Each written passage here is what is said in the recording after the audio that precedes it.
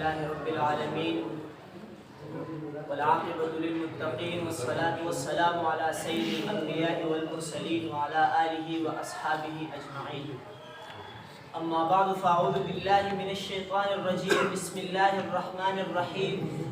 قال الله تبارك وتعالى في القرآن المجيد: محمد رسول الله والذين معه أشداء على الكفار رحماء بينهم صدق الله العظيم.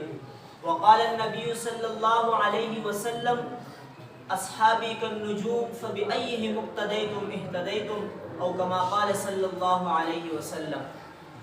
گرامی قدر محترم اساتذہ کرام اور میرے ہم مکتب طالب علم ساتھیوں، ایک طبقہ یہ کہتا ہے کہ خاندان نبوت اور صحابہ کرام میں اختلاف تھا، لیکن قرآن کہتا ہے رحماء بینہم. تو آج کی میری تقریر کا عنوان ہے رحماء بینہم اور صحابہ. سامعین محترم، 1400 سال سے رافضی اس بات پر ایڑی چوٹی کا زور لگا رہا ہے اور یہ تخریب کاری کر رہا ہے کہ سیدنا ابو بکر صدیق رضی اللہ عنہ، سیدنا عمر فاروق رضی اللہ عنہ و سیدنا عثمان غنی رضی اللہ عنہ کی خاندان نبوت سے لڑائی تھی، دشمنی تھی، دوری تھی، بغض تھا. لیکن قرآن کہتا ہے رحماء بینہم. 14 صدیاں بیت گئی، رافضی مذہب کا اصول خاندان نبوت اور صحابہ کرام میں دشمنی ثابت کرنے پر کڑا ہے. رافضی مذہب ایڑی چھوٹی کا زور لگا رہا ہے اور یہ تخریب کاری کر رہا ہے کہ خاندان نبوت اور صحابہ کرام میں اختلاف تھا. رافضی مذہب کی بنیادی کتاب ہے اصول کافی.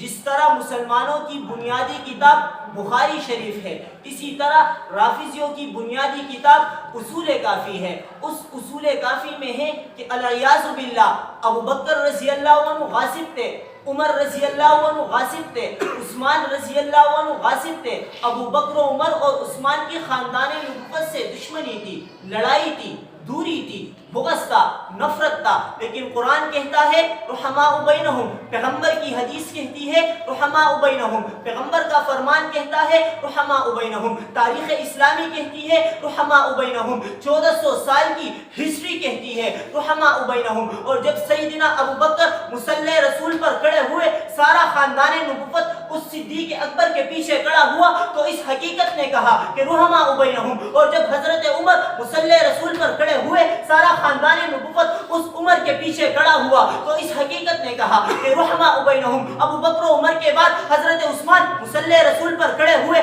سارا خاندان نبوت اس عثمان کے پیچھے کھڑا ہوا. حضرت علی بھی ہاتھ باندھ کر پیچھے کھڑے ہیں، حضرت حسن بھی ہاتھ باندھ کر پیچھے کھڑے ہیں، حضرت حسین بھی ہاتھ باندھ کر پیچھے کھڑے ہیں. تو اس حقیقت نے کہا کہ رحماء بینہم. اور جب حضرت عثمان کو قتل کرنے کے لیے 700 بلوائیوں نے حضرت عثمان کے گھر پر حملہ کیا تو حضرت حسن، حضرت حسین چوکیدار بن کر چچا کے دروازے پر کھڑے رہے. تو اس چوکیداری نے کہا کہ رحماء بینہم. میرا دعویٰ قرآن ہے، جنازہ آگے پڑا ہے، ابو بکر امام ہے، جنازہ آگے پڑا ہے، حضرت حسن مقتدی ہے، جنازہ آگے پڑا ہے، حضرت حسین مقتدی ہے، جنازہ آگے پڑا ہے، حضرت علی مقتدی ہے. جناب، جب حضرت علی، حضرت حسن، حضرت حسین یہ مقتدی ہے، حضرت ابو بکر امام ہے، جنازہ کس کا ہے؟ جنازہ دختر رسول زوج علی فاطمۃ الزہرا کا ہے جنازہ.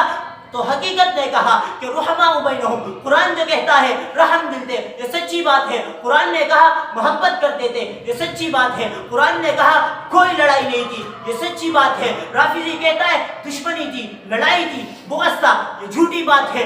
دیکھو، ایک طرف قرآن ہے اور حقیقت قرآن کا ساتھ دیتی ہے، قرآن حقیقت کا ساتھ دیتا ہے. میرا حوالہ، میرا دعویٰ، میرا چیلنج، میرا استغاثہ اور میرا موقف اللہ کا قرآن ہے. رافضی کا استغاثہ رافضی کی تاریخ ہے اور حقیقت کہتی ہے کہ فاطمۃ الزہرا کا جنازہ ابو بکر نے پڑھایا ہے، حضرت علی نے پڑھا ہے، حضرت حسن نے پڑھا ہے، حضرت حسین نے پڑھا ہے. اور یہ وہ حقیقت ہے جس پر قرآن نے مہر لگائی.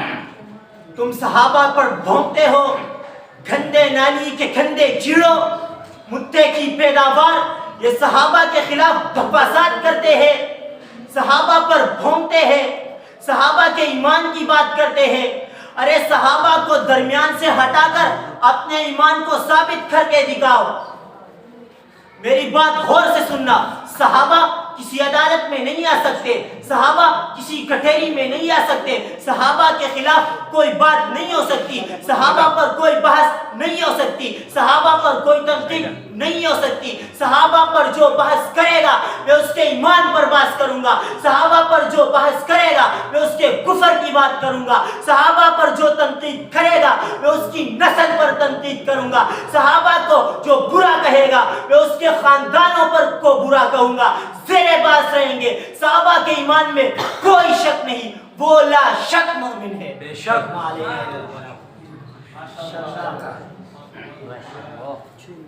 ان کی تقریر